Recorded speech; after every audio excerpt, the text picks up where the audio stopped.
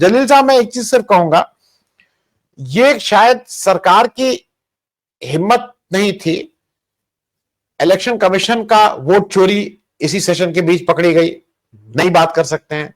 SIR, 65 lakh मतदाताओं के नाम काटे गए, मुर्दों के साथ राहुल गांधी चाय पी रहे हैं, नहीं बात कर सकते हैं। पुलवामा पे बड़ी मुश्किल से उसका नाम ऑपरेशन सिंदूर करके कहा, लेकिन पुलवामा में क्या हुआ इसका कोई जवाब नहीं है। उसका एक और अजीब सी चीज यह है कि उसका नाम ऑपरेशन महादेव रखा जाता है, और वो पहले ही से तय है कि वो लोगों को पकड़ा जाएगा, सोमवार का दिन होगा, शिव जी का दिन होगा, इतना प्री प्लान्ड, मतलब बिल्कुल स्टेज मैनेज, और उन्हीं को उस दिन मार दिया जाएगा। खैर चलिए, अमेरिका की तो बात होनी ही नहीं थी, लेकिन मुझे ऐसा लगता है कि अपने कहीं भाषण में थोड़ी भी अगर सहृदयता होती तो दो स्टेट जो इस समय जहां पे, मतलब मुझे लग रहा है उनका कष्ट शायद जो वहां नहीं है वो नहीं समझ पाए, मणिपुर और कश्मीर, एक शब्द नहीं बोला गया, पूरी पूरी संसद हो गया, और ये सब लोग, मतलब मैं इसलिए कह रहा हूं, इस सब लोग, मतलब पूरा स्पीकर से लेकर पूरी सरकार खामोश रही। मैं ओवरऑल इस संसद से कभी कभी तो लगता है संसद का फायदा क्या, लेकिन कम से कम जब तक संसद है तब तक शायद लोकतंत्र जिंदा है। नहीं तो मोदी जी और अमित शाह तो नहीं चाहेंगे कि ये संसद भी रहे, उनका तो कहना है कि विपक्षी न रहे।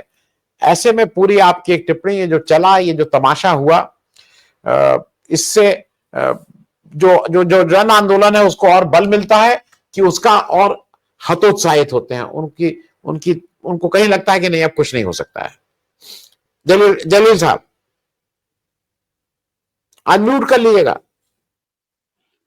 जी, मेरा आदाब कबूल कीजिए सब लोग। मुझे आपने जो सवाल पूछा और उससे मुझे मेरा ध्यान एक फिल्मकार की तरफ गया।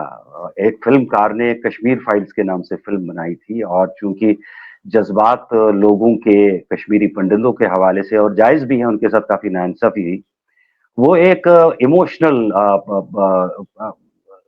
टर्न अप मिला उस फिल्म को। उसके बाद उसने उसी चीज को दोहराना शुरू कर दिया, और आजकल वो बंगाल फाइल्स के नाम से एक फिल्म बनाई हुई है, जिस पर काफी चर्चा हो रही है और उस पर काफी कंट्रोवर्सी हो रही है। अगर आप शुरुआत में देखेंगे तो काफी सारे लोग कश्मीर फाइल्स फिल्म को देख के बड़े जज्बाती हो गए थे, और जज्बाती होना जायज भी था कि जिस तरह से फिल्म बनाई गई थी उसमें इस तरह के मनाजिर दिखाए गए थे जो कहीं कहीं हकीकत से दूर थे, कोसों दूर थे। और इस चीज को फॉर्मूला बनाकर अब वो फाइल्स के नाम से पाइल्स बनाने लगा है।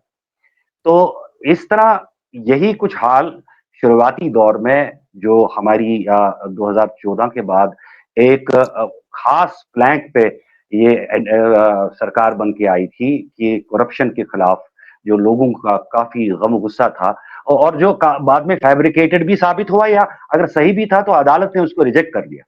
तो उसकी बुनियाद पर, करप्शन की बुनियाद पर अन्ना हजारे की जो मुहिम थी उसकी वजह से, और करप्शन को बड़ा चढ़ाकर पेश करने की वजह से, और करप्शन को खत्म करने के नारा लेकर जो ये लोग आए थे, तो इब्तिदा में ही इनका क्या मुद्दा मकसद है, वो पूना में एक स्टूडेंट के कत्ल के साथ ही शुरुआत हुई और आज तक हो रहे हैं।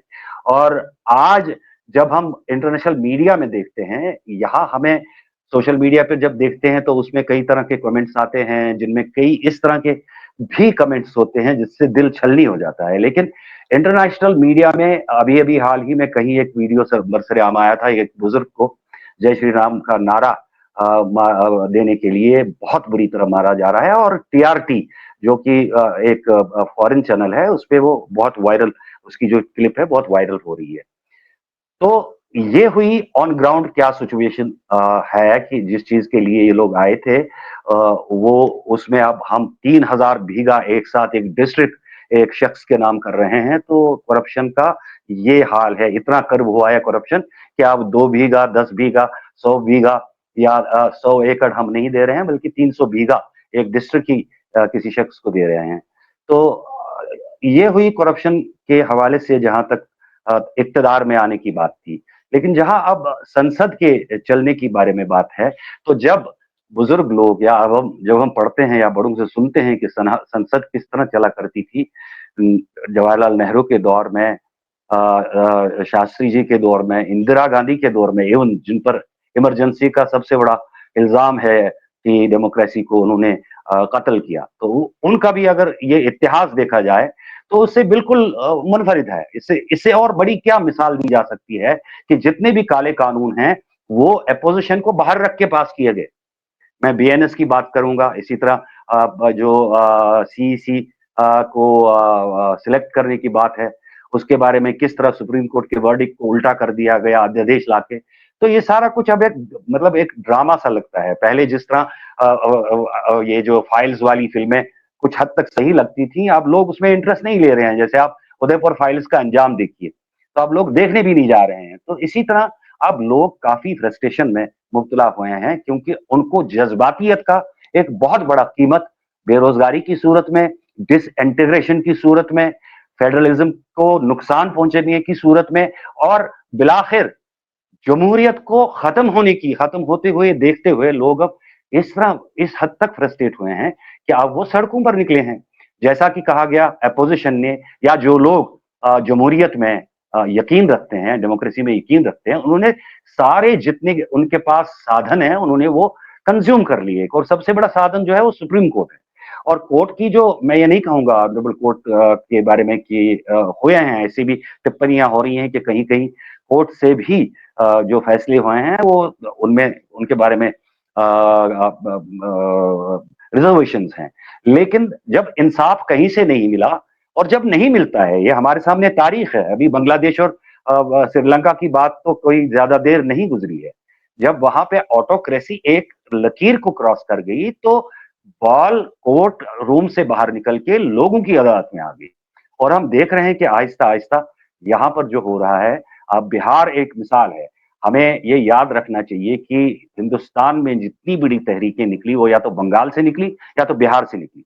और इस वक्त जो बिहार की सूरत हाल है वो चश्म कुशा है, वो आंखें खोलने के लिए काफी है कि अब ये जो आप कर रहे हैं एक गुंडागर्दी की तरह से, जैसा कि मैं बिल के बारे में कहूंगा जो कल इन्होंने पेश की है, गुंडागर्दी वाली बिल है जिसका इंसाफ से या लॉजिक से दूर दूर का ताल्लुक नहीं है। और कौन लोग वो बिल पेश कर रहे हैं जिनके बारे में मैं क्या बताऊं, स्नोब गेट, सोहराबुद्दीन शेख, इस तरह जहां केस, अभी 300 बीघे वाली जमीन की बात की मैंने, आगे देखेंगे कि उसका भी दफ्तर खुल जाएगा, उसकी भी फाइल खुल जाएगी।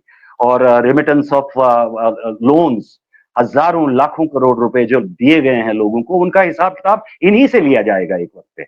और जस्टिस की बात की आपने, उनमें जस्टिस लोया का भी नाम है। और इसी तरह के कई चीज हैं जो शोभा नहीं देते हैं इस तरह का कानून लाने के लिए। मैं जम्मू कश्मीर के तनाजुर में बात करूंगा। अभी हाल ही में हमारे चीफ मिनिस्टर ने 15 अगस्त को, मैं उसको हाइट ऑफ फ्रस्ट्रेशन समझता हूं कि एक तो ये भी समझता हूं कि उनको ये नहीं करना चाहिए था as a political leader and head of the UT. हमारे मुंह से स्टेट निकलता है बार बार, जबकि ये यूटी है अब। तो उसने एक सिग्नेचर कैंपेन शुरू की कि सारे जितनी भी जम्मू कश्मीर के डिस्ट्रिक्ट्स हैं वहां एक कैंपेन चलाई जाएगी और वहां दस्तखत लिए जाएंगे लोगों से कि हमें स्टेटहुड वापस दीजिए।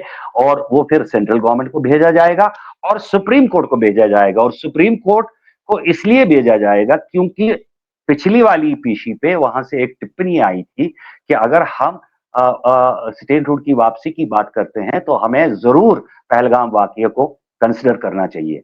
अगर आप पहलगाम वाकये को कंसिडर करना चाहते हैं जो उमर अब्दुल्ला के दौर में हुआ, जबकि वो सिक्योरिटी के बारे में उसका दूर दूर तक कोई वास्ता नहीं था, तो पुलवामा का जो एपिसोड है वो किसके दौर में हुआ? और जितने सारे जम्मू उबलता रहा मिलिटेंसी के हवाले से, जब तक यहाँ 2019 से 2024 तक लेफ्टिनेंट गवर्नर राज रहा, वो तो उबलता रहा। सारे जंगलात में आग झुलस रही थी ये टेररिस्ट और सिक्योरिटी फोर्सेस के दरमियान, और कई दर्जनों सिक्योरिटी फोर्सेस और सिविलियन मारे गए। तो उस वक्त अगर आपका सेंट्रल गवर्नमेंट का होल्ड रखना as UT on Jammu and Kashmir would have proved fruitful for the prevalence of peace, तो आपका लॉजिक सही था। तो अब आप बताइए कि आप ऐसी बातें कर रहे हैं जिनका दूर दूर तक पीस के रिवाइवल से वास्ता नहीं है, बल्कि मैं तो ये समझता हूं कि Jammu Kashmir has played a significant role in the curbing of militancy in Jammu Kashmir. अब वो भी अपने प्रोफेशनल तरीके से काम नहीं कर सकते हैं because they are not answerable locally, they have to answer centre. For their activities. And जब वो अपने कामकाज के बारे में सेंटर के अधीन हो जाते हैं तो फिर उनको सेंट्रल एजेंसीज के अंडर काम करना पड़ता है, जिनकी अपनी एक स्ट्रेटजी होती है और अपनी एक प्लानिंग होती है, जो कहीं लोकल एनवायरनमेंट से और लोकल रिक्वायरमेंट से बहुत बारहा मेल नहीं खाता है। तो ये चीजें देखने के काबिल हैं और देखने के लायक हैं। और जबकि जम्मू कश्मीर के बारे में आपने संसद के पटल पे कहा था कि हम आपका स्टेटहुड वापस देंगे, और न सिर्फ स्टेटहुड वापस देंगे बल्कि जितनी भी डेमोक्रेटिक राइट्स हैं people of Jammu and Kashmir, those would be revived. और इतना ही नहीं बल्कि सुप्रीम कोर्ट ने भी इसका वादा किया है, जहां पर अब एक बार और लोगों को हताश होकर जाना पड़ा है और एक बार फिर इस बारे में बातचीत हो रही है। तो मैं ये समझता हूं कि ये कहीं ना कहीं उमर अब्दुल्ला का मुंह चुप कराने के बारे में भी एक कोशिश हो सकती है, या आइंदा कोई भी यहाँ पे सीएम हो या हेड ऑफ द स्टेट हो या अपोजिशन में कोई टॉवरिंग लीडर हो जैसे फारूक अब्दुल्ला, उसके खिलाफ भी एक केस चल रहा है यहाँ की अदालत में, जो Jammu and Kashmir cricket association में मिस अप्रोप्रिएशन ऑफ फंड्स का मामला है, उसमें वो फंसे हुए हैं। तो फंसे हुए हैं और उसके बारे में तहकीकात हो रही है, कोर्ट उसकी तहकीकात कर रही है, केस चल रहा है, समाप्त चल रही है। तो मैं ये समझता हूं कि ये न सिर्फ बाकी लोगों के लिए, अपोजिशन के लोगों के लिए, जो अपोजिशन की सरकारें हैं उनको उन पर नकील कसने के लिए एक हरबा साबित हो सकता है, या जो जम्मू एंड कश्मीर के चीफ मिनिस्टर हैं उनके खिलाफ एक हरबे के तौर इस्तेमाल किया जा सकता है। मैं तो ये समझता हूं कि इस वक्त जो सबसे पहली गाज है, क्योंकि अभी जल्द ही वाइस प्रेसिडेंट के लिए वोटिंग होने जा रही है, जिसमें तेलंगाना से हमारे विपक्ष के उम्मीदवार हैं।